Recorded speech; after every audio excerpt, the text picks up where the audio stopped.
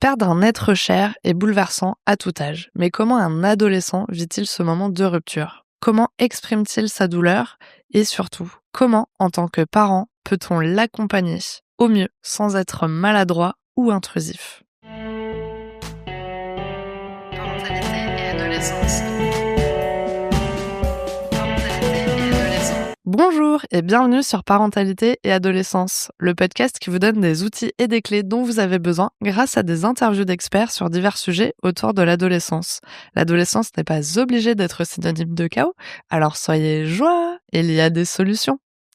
Avant de commencer, si vous n'êtes pas abonné à la chaîne YouTube, n'hésitez pas à le faire dès maintenant pour ne pas manquer les prochains épisodes. J'ai le plaisir d'accueillir Maya Laribité, psychologue clinicienne et psychothérapeute. Ensemble, nous allons décrypter les particularités du deuil à l'adolescence, les signes qui peuvent alerter et les clés pour soutenir au mieux un jeune en souffrance. Que vous soyez un parent d'adolescent en deuil ou que vous souhaitiez mieux comprendre ce qu'il traverse, cet épisode vous apportera des éclairages et des pistes concrètes. Bon épisode! Bonjour Maya! Bonjour Sarah. Alors pour commencer, pourriez-vous vous présenter s'il vous plaît? Oui, je suis Maya Laribité, psychologue clinicienne psychothérapeute.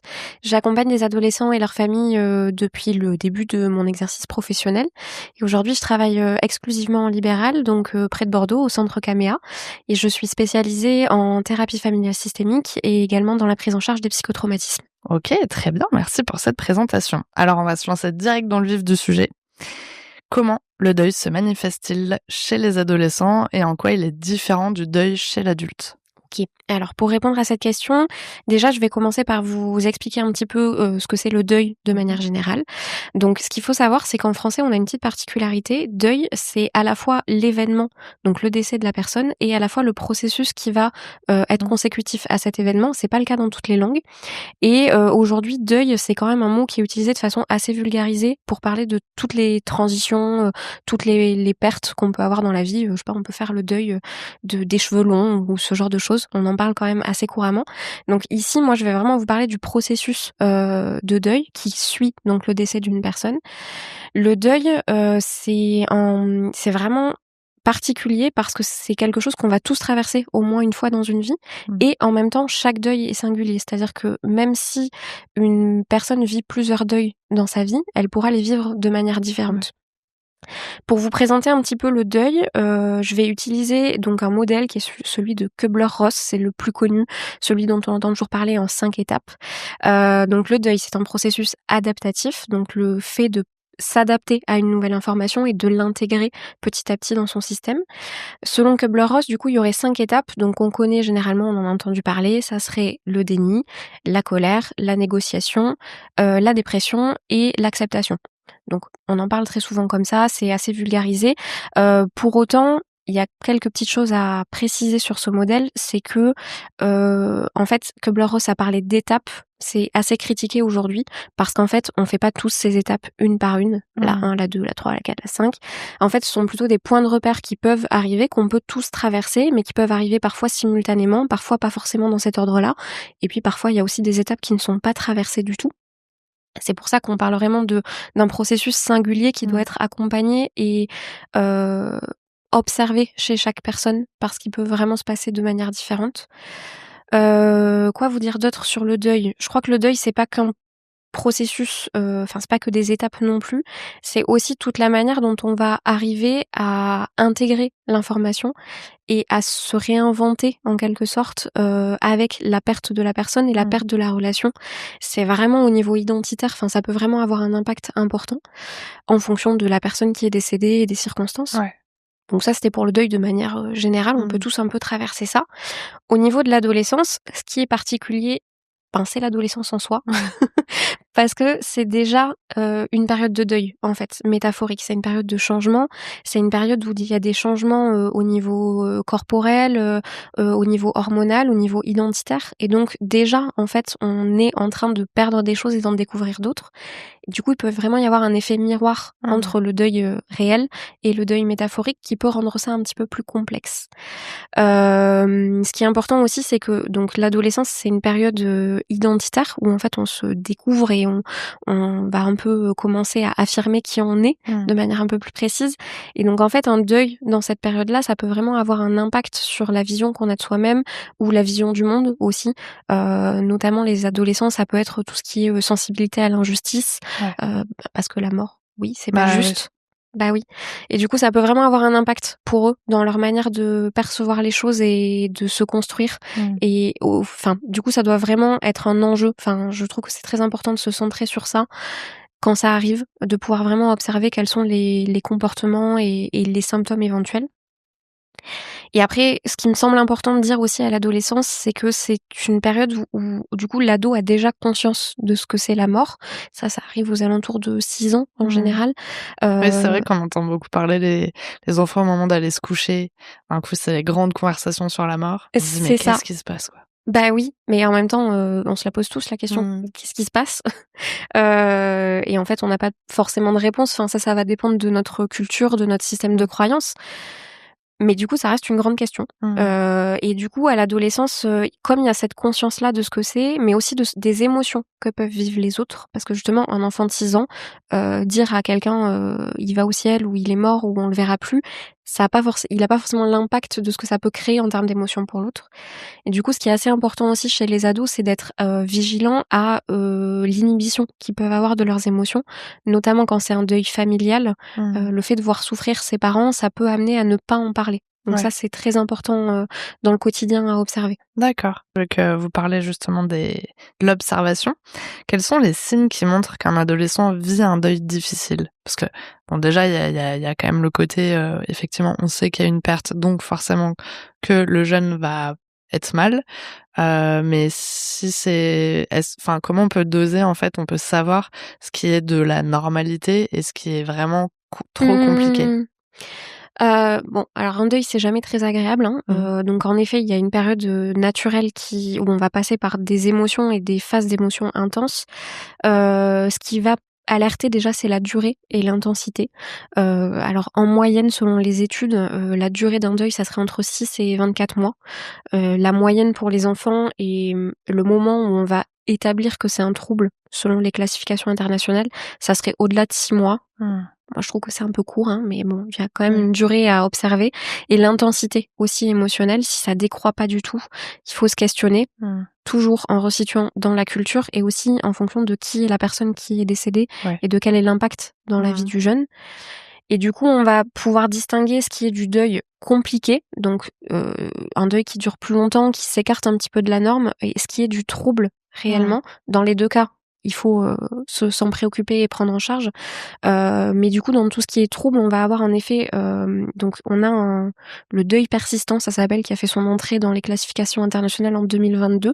Donc qui regroupe ce que je vous disais, plus de 6 mois pour les ados et les enfants, plus de 12 mois après le décès pour les adultes, avec les critères du deuil, les émotions qui vont persister et qui ne diminuent pas. Il peut y avoir une altération aussi au niveau de l'identité, au niveau de la vision du monde, et surtout ça entraîne un impact significatif dans la vie de tous les jours, donc des difficultés dans le quotidien à fonctionner en fait. Et évidemment, là c'est ma spécialité, donc j'en parle. Je crois qu'il est important aussi de prendre en compte éventuellement l'arrivée d'un trouble stress post-traumatique en fonction du contexte.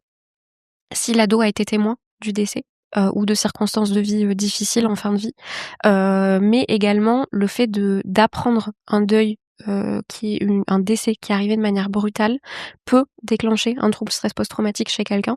Et donc là, les symptômes, ça va plutôt être donc il peut y avoir des symptômes intrusifs, tout ce qui est flash, cauchemar, pensée intrusive.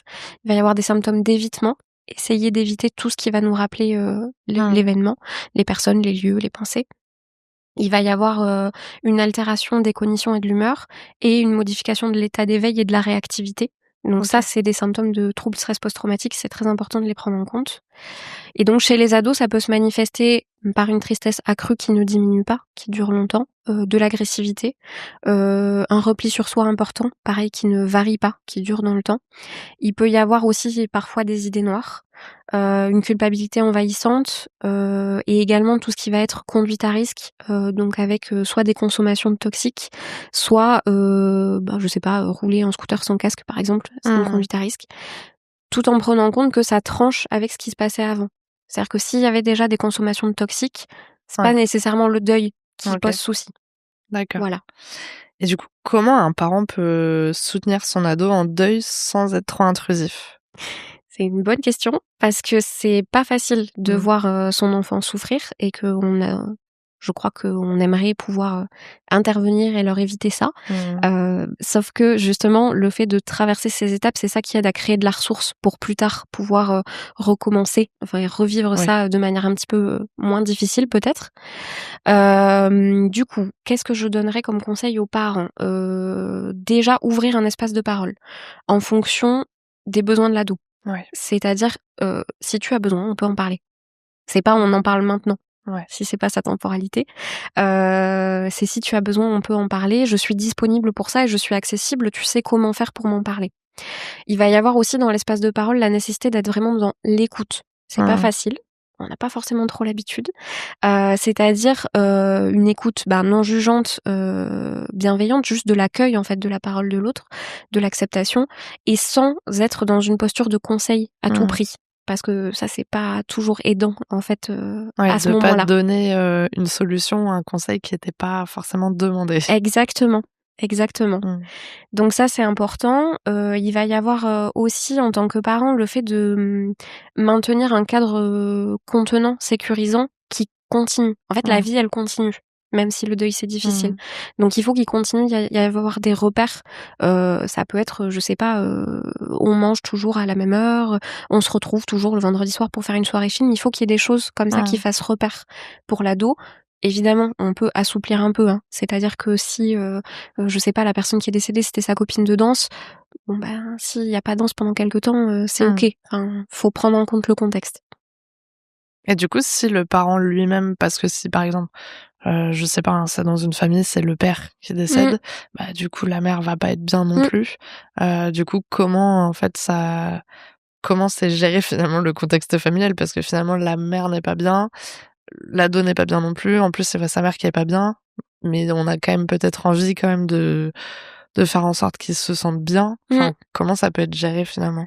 Je pense que dans ces cas-là, justement, mon conseil d'après, c'était de prendre soin de soi, pour être disponible. Ça passe par soi-même avoir un espace ou des personnes ressources, pouvoir passer le relais aussi à des membres de la famille, à des amis de la famille, ou à des professionnels, hein, tout simplement. Savoir quand le faire, quand c'est nécessaire. Et laisser de la place au père aussi. C'est-à-dire qu'à l'adolescence, il y a évidemment l'adulte qui va faire ressource et c'est hyper important qu'il y ait un soutien social perçu de la famille, mais c'est important aussi qu'il y ait de la place pour les autres ados en fait, les amis, les gens qui sont autour. L'ado va trouver autre chose là-bas aussi, donc il faut avoir en tête qu'on n'est pas le seul responsable. Évidemment, on a une place importante si on est un parent par exemple, mais on peut aussi passer le relais et ça peut très bien se passer si on est accompagné de la bonne manière. OK. Alors, vous en avez parlé un tout petit peu, mais est-ce qu'il y a des erreurs courantes à éviter lorsqu'on veut aider un ado en deuil? Alors, comme je disais, vouloir à tout prix être dans le conseil. Je sais que, comme je disais, on a envie de leur éviter ça, hein, ça serait plus facile et en même temps, notre propre expérience, c'est pas forcément, ce dont ils ont besoin ou ce qu'ils vivent. Ça, c'est important de s'en rappeler. C'est pas parce que nous, ça nous aide que ça les aide. Ne pas mentir. Il y a des situations dans lesquelles on peut avoir des mensonges autour du décès, des fois de la date, par exemple, parce que je sais pas, c'est pas le moment, il y a le bac ou ce genre de choses, autour des circonstances du décès aussi. Alors l'idée, c'est pas de tout dire, hein, mais c'est de pouvoir moduler quand même le discours et que ça fasse sens. C'est-à-dire que papy est décédé, c'est moins facile à accepter que papy est décédé parce qu'il avait une maladie. Donc on peut atténuer et choisir ce qu'on dit, mais c'est important de ne pas faire trop de secrets et trop de tabous autour de tout ça. Ne pas respecter le rythme de l'ado, du coup. C'est-à-dire vouloir aller trop vite, vouloir lui faire passer des phases ou des étapes qu'il est pas prêt à passer. Si l'ado est pas prêt à en parler, on peut attendre.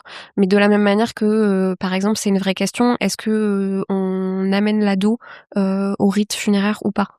aux Ouais. obsèques ou pas. Et Mmh. ça, je pense que ça doit vraiment se faire en concertation et c'est important de pas prendre des décisions pour l'ado, de On lui peut laisser tout une place. simplement lui demander, en fait. Oui, complètement. Et peut-être ça peut être intéressant aussi enfin, parce que je trouve il y a aussi la phase, venir à la cérémonie, mais il y a aussi la partie où on peut aller voir, Mmh, le corps avant et ça peut être aussi traumatisant si on n'est pas prêt et on peut toujours poser la question, mais en prévenant aussi, bien sûr. du coup de ce qui va se passer Mmh, et c'est vrai que moi j'avais déjà plusieurs fois entendu dire, bah, tu peux aussi avoir le droit de garder juste un souvenir de la personne, vivante, bien, en bonne santé, tu pas forcément envie de voir ça et il y a d'autres personnes qui préfèrent, y aller parce que c'est aussi un soulagement de voir que finalement, la personne est apaisée, et voilà. Mais je trouve que c'est important quand même de donner ces informations-là parce que enfin, on n'a jamais vu de mort avant, quoi. oui, Donc ça peut être aussi choquant, de complètement. voir la personne, sans vie.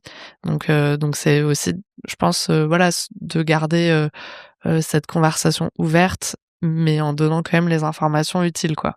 Complètement et c'est là que, de toute façon, la communication est la clé, hein, vraiment, parce que la manière dont l'ado va se sentir, soutenu, compris dans cette étape, Mmh. va avoir un impact sur la manière de gérer le processus de deuil ou pas. Mmh. Donc oui, oui, bien sûr, en parler pour moi, c'est essentiel, à tout moment, en fait, du processus. Alors, autre question, je pense que je connais déjà un peu la réponse, mais c'est intéressant aussi de l'aborder parce que c'est toujours un sujet important. Comment le deuil peut impacter finalement la scolarité et les relations sociales d'un ado? Alors de 2 manières, et c'est important justement de différencier le moment où ça Mmh. sera problématique ou pas. Un deuil, comme on le disait, c'est des émotions très intenses et c'est tout un remaniement qui est normal, enfin, en tant que processus adaptatif et de fait, il peut y avoir, par exemple, dans les premiers jours, semaines, des troubles de concentration, par exemple. Mmh. Troubles de la concentration qui surviennent parce que, ben, on est préoccupé par ça, par Ah ce oui. qui se passe, par comprendre, toutes ces informations et ça, par exemple, c'est totalement normal Mmh. dans un premier temps. De la même manière, au niveau de la socialisation, il peut y avoir un besoin, de plus voir ses amis ou au contraire de s'isoler. Il peut y avoir un impact aussi sur, la régulation des émotions, peut-être plus d'agressivité, ce genre de choses qui peut avoir un impact en fait, hein, sur les performances scolaires, mais Mmh. aussi la vie quotidienne, avec les amis ou les loisirs. Tout ça, dans un premier temps, c'est assez normatif, on peut le traverser. La question, c'est est-ce que ça vient trancher avec ce qui se passait avant? Mmh. Et également, est-ce que ça dure dans le temps? Est-ce que ça arrive à se réguler? Du coup, c'est important, je pense, en tant que parent d'aider l'ado à le repérer, déjà, parce que des fois, ils s'en rendent pas compte. Ouais. À prendre conscience de ses limites et peut-être à voir comment on peut les intégrer ou pas dans le quotidien. Par Mmh. exemple, bah, si j'ai des troubles de la concentration pendant quelque temps, bah, Ouais. peut-être que les devoirs, on les gère différemment. Et ensuite, comment est-ce qu'on se réintègre dans une vie un peu plus normale, Mmh. une fois que ces périodes sont passées? Oui, parce que du coup, il peut se sentir mal aussi, ben, déjà, il est pas bien, par le deuil et en plus de ça, à un moment donné, il se voit, avoir que des bananes en cours, pas comprendre, ce qui se passe alors que bon, il doit penser qu'il travaille quand même, comme Mmh mh. d'habitude et finalement, voilà, lui faire prendre conscience que, bah, il s'est passé ça, donc là, c'est normal, Mmh. donc là, tu as le droit de pas être bien et du coup, on va peut-être t'aider plus à faire tes devoirs, on va peut-être essayer de faire ça différemment. Bah, du coup, c'est aussi, prendre du recul, c'est l'aider aussi à prendre du recul, sur la situation et à trouver d'autres, angles, en tout cas pour aborder cette situation-là, hem, pour finalement arriver à reprendre un peu le cours de sa vie, plus ou moins normalement, quoi. Bah oui, complètement et c'est un travail que nous, on fait beaucoup en psychothérapie, aider les gens à prendre conscience en termes Mmh. de temporalité. Souvent, il y a peut-être du déni dans le deuil, mais dans d'autres situations pas que, une difficulté à prendre conscience que du lien qu'il peut y avoir Mmh. entre un événement et les conséquences. Mmh. Et puis en plus, faut rappeler aussi que, bah, à cet âge-là, le cerveau est pas fini quand même d'être, Exactement. construit donc c'est pas évident justement de prendre du recul, de se faire des de se positionner comme un adulte face à cette situation qui est très traumatisante. Donc c'est aussi notre rôle en tant qu'adulte de l'accompagner le mieux possible, justement à voir les choses différemment pour, l'accompagner, dans cette période qui est quand même très difficile. Complètement. Est-ce que c'est vrai que d'ailleurs j'avais pas posé cette question, mais vu qu'on parle du cerveau, est-ce que le deuil a un impact au niveau, de la construction du cerveau? Alors, je n'ai pas été chercher l'information, si elle existe explicitement dans la recherche. Maintenant, ça serait pas étonnant. Alors, en fonction, évidemment, du deuil de la personne qui est perdue, à quel moment, et cetera.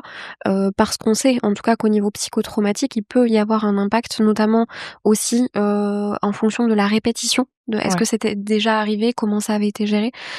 Donc, j'ai pas l'info, exacte, je vais pas, donner une certitude, mais ça serait pas étonnant. D'accord, OK. C'était la question piège. Maintenant, nous reprenons le corps de notre de notre interview normalement. Quels sont les outils ou activités qui peuvent aider à exprimer ses émotions et à avancer dans son deuil? Alors, il va y en avoir plusieurs. Dans un premier temps, évidemment, il y a tous les rituels qu'on peut mettre en place, autour du fait de dire au revoir. Donc on a tous nos rituels, funéraires qui existent, en fonction des cultures, qui sont les obsèques et tout ce qui peut aller avec, mais aussi, par exemple, le fait aller de se recueillir, sur l'endroit où la personne repose, où on imagine qu'elle repose, peu importe. Donc ça, c'est très important, mais on peut aussi le poursuivre de manière, symbolique. Ça peut être, par exemple, à la maison, je sais pas, continuer, d'aller, boire le café tous les dimanches, à l'endroit où on allait avec la personne, par exemple. Il peut y avoir des continuités comme ça de rituels, de commémoration, en fait, de mémoire. Ça peut être aussi écrire un texte, le dire en public pendant les obsèques, mais ou simplement pour soi, ou le déclarer comme ça. Il peut y avoir toutes ces choses-là. Il peut y avoir, également, tout ce qui est, dans l'expression, symbolique, artistique, donc écrire des textes, faire de la musique, faire de la peinture, et cetera, qui va rejoindre ce qu'on appelle la sublimation, c'est-à-dire le fait de transformer quelque chose, en quelque chose de plus beau, mais dans l'idée de pouvoir, l'exprimer et l'extérioriser. Je pense que c'est important aussi d'apprendre aux ados à prendre soin d'eux dans ces moments-là, à garder des activités plaisir, à qu'est-ce que c'est la ressource, en fait. Donc continuer d'écouter des musiques qu'on aime, de manger des trucs sympas, d'aller faire du sport ou de voir, les copains, les copines. Ça, je crois que c'est aussi vraiment important, et ça, c'est une vraie ressource pour la vie future, quel que soit l'obstacle traversé dans la vie. Et après, je crois qu'il y a aussi tout ce qui est, ressources externes qu'on peut mobiliser. Il y a énormément de groupes de soutien, de groupes de parole qui existent, et je crois que ça, c'est vraiment important d'en parler, parce que ça permet, de se raconter différemment, mais aussi de normaliser un peu certaines étapes qu'on traverse, même si c'est pas ça facile. Et du coup, vraiment ça, j'insiste, on n'est pas toujours au courant. En fait, il y en a beaucoup, beaucoup, beaucoup des groupes comme ça qui existent. Il y en a des spécialisés pour les ados, et ça, c'est important pour les parents d'avoir éventuellement cette ressource aussi extérieure. Comment on les trouve ça? C'est des groupes, dans des associations ou c'est relié à quelque chose en Alors, particulier? il y a plein d'assauts, il y en a aussi qui sont publics, qui vont être, donnés à l'hôpital, ce D'accord. genre de choses, ou dans les cliniques. OK. Du coup, j'avais prévu d'en parler un peu plus tard, mais il y a un site, qui s'appelle La vie, la mort, on en parle.fr, qui est un portail, en fait, qui regroupe, des ressources pour en parler, des ressources, littéraires aussi en fonction de l'âge, et surtout, du coup, tous ces groupes-là, donc en France, au Canada et en Suisse, je crois. D'accord. Je vais pas dire qu'ils y sont tous, j'ai pas vérifié, mais il y en a beaucoup qui sont recensés là-dessus. D'accord, OK. Ça, c'est une super ressource en tout cas pour aider. D'ailleurs, par rapport à ce que vous avez, proposé comme activité, d'aller, par exemple, boire un café au même endroit, de faire la même chose qu'on faisait, de continuer à faire la même chose en tout cas qu'on faisait avec la personne qui est décédée. Est-ce que, il peut aussi avoir un biais, dans cette activité en se disant: finalement on n'arrive jamais à arrêter de faire cette activité et finalement on reste aussi dans ce, je suis triste, je dis toujours au revoir à cette personne, et j'arrive pas à me sortir en fait finalement de cette situation? Oui, complètement, et c'est là que du coup tous les symptômes dont on a parlé un peu tout à l'heure, en termes de tristesse et de durée, doivent être questionnés, parce que, si, 15 ans après on continue d'aller boire un café tous les jours, peut-être qu'il y a un problème. Ouais. Enfin, tous les dimanches. Peut-être qu'il y a un souci si on n'arrive pas à arrêter cette activité, en effet. L'idée, c'est vraiment de pouvoir le percevoir comme une forme de mémoire, en fait, de continuer à poursuivre des rituels qui nous aient du bien, de la même manière qu'on pourrait, par exemple, simplement parler de la personne, Ouais. des souvenirs de la personne. Parfois, c'est difficile dans les familles de faire ça. Donc du coup, oui, il faut être vigilant à ça. L'idée, c'est pas que ça devienne quelque chose de rigide et qu'on D'accord. ne peut pas bouger, mais ça peut être une ressource. OK. On en a parlé un tout petit peu, mais c'est vrai que là, c'est la question pour le faire. Comment savoir si un suivi psychologique est nécessaire et à quel moment le proposer? Alors, le suivi psychologique, il peut être proposé de 2 manières à mon sens dans ce type de situation. Il peut être préventif ou curatif. C'est-à-dire D'accord. qu'on peut le proposer en première intention, notamment, si l'adolescent a été témoin des circonstances du deuil ou comme je disais d'un parcours de fin de vie compliqué. Ça peut être également, si, la mort a été brutale, on peut, dans ce cas-là, pour moi, proposer un suivi directement pour éviter le développement de symptômes. Heu et dans ce cas-là, tout ce qui est thérapie psychotrauma peut être indiqué éventuellement. Et au contraire, si du coup on est dans un deuil, classique, évidemment on peut toujours le proposer dès le départ, hein, Mmh. mais ça va être surtout s'il y a des symptômes qui alertent, comment est-ce qu'on peut amener ça comme: «Je suis inquiet pour toi, je pense que tu as besoin d'aide, je ne suis pas sûr de pouvoir, te l'apporter. Mmh. Est-ce qu'on pourrait, éventuellement aller voir quelqu'un?» Et là où ça me semble important au niveau du suivi, c'est qu'évidemment, il peut y avoir un suivi individuel pour le jeune, mais parfois il est nécessaire que ça soit un suivi familial, notamment comme on le disait tout à l'heure, quand le deuil touche la famille. Ouais. Parfois les parents se rendent pas compte, en fait, de ce que leurs émotions font peser sur Mmh. l'adolescent. C'est évidemment involontaire, hein, Bah, oui, mais oui. ça va créer un contexte et donc parfois, c'est une nécessité que ça soit un travail familial. D'accord. C'est intéressant parce que c'est vrai qu'on se dit quand c'est un événement comme ça, on a peut-être soit en fait, banalisé un petit peu, la situation en disant: «Bah, dans tous les cas, ça arrive à tout le monde doit passer par là, donc c'est comme ça» et donc forcément ne pas faire attention au fait que peut-être certaines personnes auraient besoin, d'aller, consulter un professionnel. Et à la fois, ça peut être aussi un moment où on va se dire: «Bah, on est forcément obligé, d'aller voir un psy quand on a perdu quelqu'un parce que c'est quelque chose de traumatisant et de triste et du coup on a besoin de s'exprimer là-dessus». Donc je trouve ça assez intéressant la réponse que vous avez apportée pour dire que, ben, en fait, c'est en fonction des besoins de chacun et d'essayer de voir, en tout cas, comment cette personne a besoin d'être accompagnée et de lui proposer si elle avait pas forcément conscience qu'il y avait ça. En tout cas, c'est bien de pouvoir, proposer des ressources aux gens et de leur dire qu'il y a des choses qui sont possibles pour aller mieux si jamais, effectivement, ils sont dans une boucle et que ça Mmh. a du mal un petit peu à passer et à aller un peu mieux. Bien sûr, et puis il y a une question de temporalité. C'est-à-dire que Mmh. des fois, les gens sont juste pas prêts Ouais. à entamer ce travail-là. C'est Mmh. difficile, hein, d'aller reparler de quelqu'un qu'on a perdu et de tout ce que ça nous a fait vivre. Des fois, Mmh. il y a de l'évitement aussi. Donc il y a une vraie question de temporalité, autant pour l'ado que pour sa famille, en fait, hein, Ouais, de ouais, quand est-ce ouais. qu'on est prêt aussi à entamer Mmh. ces démarches. OK. Et pour finir, avez-vous un message à transmettre aux personnes qui nous écoutent aujourd'hui? Alors, déjà merci, parce que c'est un sujet très intéressant et je crois que c'est important d'en parler.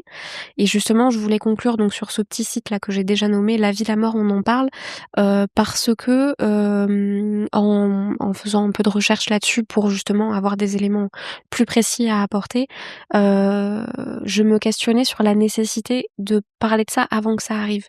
Mmh. Comment est-ce que, en fait, dans le quotidien, dès la petite enfance, on peut amener, le fait que, oui, il y a la vie, mais il y a aussi la mort. Qu'est-ce que c'est? Comment est-ce qu'on le pense dans la famille? Qu'est-ce qu'on croit autour de ça? Et donc là-dessus, il y a plein de ressources, plein de livres, de dessins animés, de choses qui peuvent être intéressantes Mmh. et je crois que c'est important pour finir de vraiment parler de comment est-ce qu'on fait vivre ça? Pas simplement au moment de l'événement compliqué, mais tout du long. Mmh. Très bien, bah, merci beaucoup et du coup, pour rebondir par rapport à ça, je me dis, bah, c'est bien, ça peut être une bonne ressource pour les parents qui ont des enfants de 6 ans et qui galèrent le soir à parler de la mort et qui savent pas trop comment s'y prendre. Complètement, complètement, il y a plein de Donc trucs ça, c'est sympas. génial. Super, merci beaucoup d'avoir accepté mon invitation pour le podcast. Merci. Merci d'avoir regardé la vidéo jusqu'au bout, j'espère qu'elle vous a plu et vous aura aidé surtout. N'hésitez pas à la partager autour de vous et on se retrouve la semaine prochaine pour un nouvel épisode. À bientôt!